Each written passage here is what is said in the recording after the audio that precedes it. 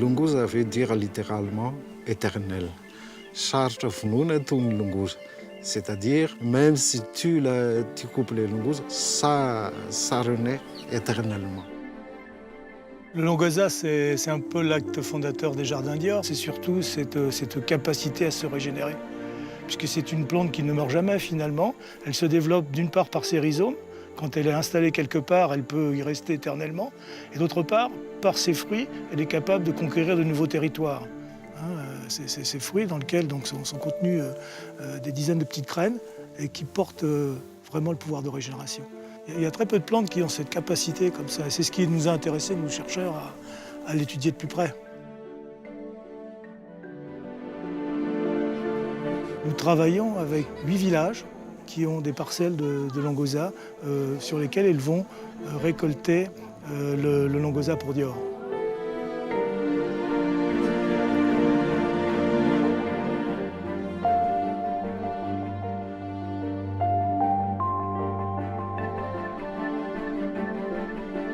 Les femmes attendent que les fruits soient bien matures, c'est-à-dire bien rouges vifs, pour les cueillir à la main. Parce que seul dans les fruits qui sont bien rouges, bien matures, qu'on trouve les graines noires qui sont riches en principes actifs que Dior recherche.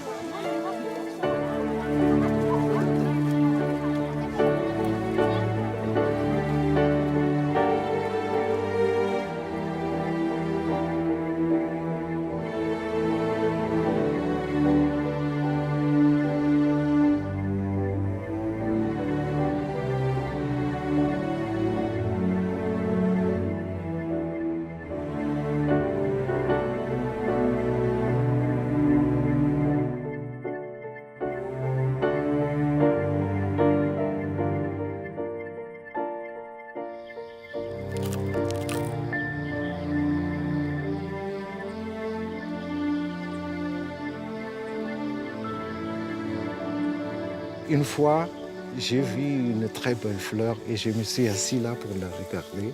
Et tout d'un coup, un colibri, il est venu butinner la fleur. Seul dans la région de Ramafan existent les colibris et c'est le colibri qui vient féconder les fleurs de lungus. Sans les colibris, donc, il n'y a pas de fruits de lungus. C'est un instant magique qui ne peut se produire qu'ici, à Ramafan.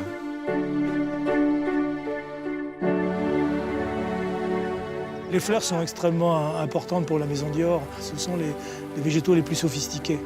On a fait pendant des années des études, bien sûr en regardant chaque organe, les feuilles, les tiges. Et finalement, c'est dans la graine que l'on a trouvé cette régénération la plus concentrée.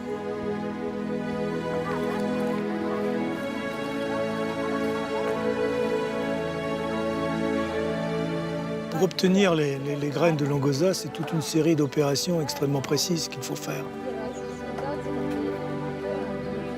C'est un véritable savoir-faire. Le fruit va être ouvert délicatement, de façon à récupérer une pulpe qui contient les précieuses graines. Cette pulpe doit être enlevée par une succession de lavages.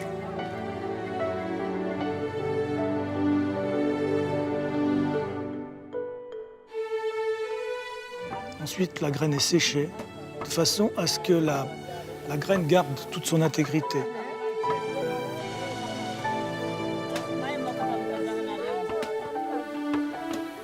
C'est toute une série d'opérations très précises qui font passer un petit peu au travail d'un orfèvre. Et les femmes de Madagascar ont cette habitude. Et c'est très important que ce soit elles qui réalisent ce travail de façon à produire une graine de la meilleure qualité possible.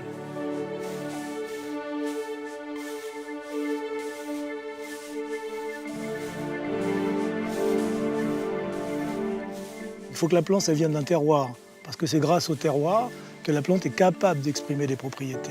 Donc les jardins de Dior, c'est une plante qui nous permet de développer des matières de performance, puisque l'on sait exactement où pousse la plante. Donc on peut garantir les propriétés qu'on obtiendra à partir de cette plante.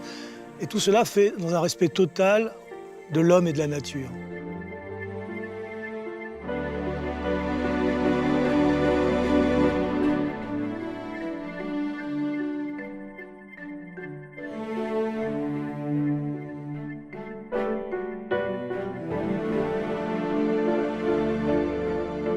transformation est un véritable art puisqu'il doit à la fois être respectueux de l'environnement, mais également permettre de conserver l'ensemble des principes actifs contenus dans la graine. Dans le cas de l'ongose, nous avons eu recours à un procédé en plusieurs étapes qui démarre par le broyage de la graine dans des conditions très maîtrisées, suivi d'une décantation afin d'obtenir la perle de Madagascar. La perle de Madagascar est un liquide ambré qui concentre les molécules actives du longosa. Et cette perle de Madagascar est capable d'infuser les produits capture totale de façon à permettre la régénération des cellules souches de la peau. La philosophie des jardins Dior, c'est d'abord de s'appuyer sur la nature. Ensuite, grâce à la science Dior, c'est d'interpréter cette nature. Les jardins Dior sont des lieux exceptionnels où se noue le pacte entre l'homme et la nature. Ce sont de véritables aventures humaines qui nous permettent de développer les ingrédients d'aujourd'hui et de demain.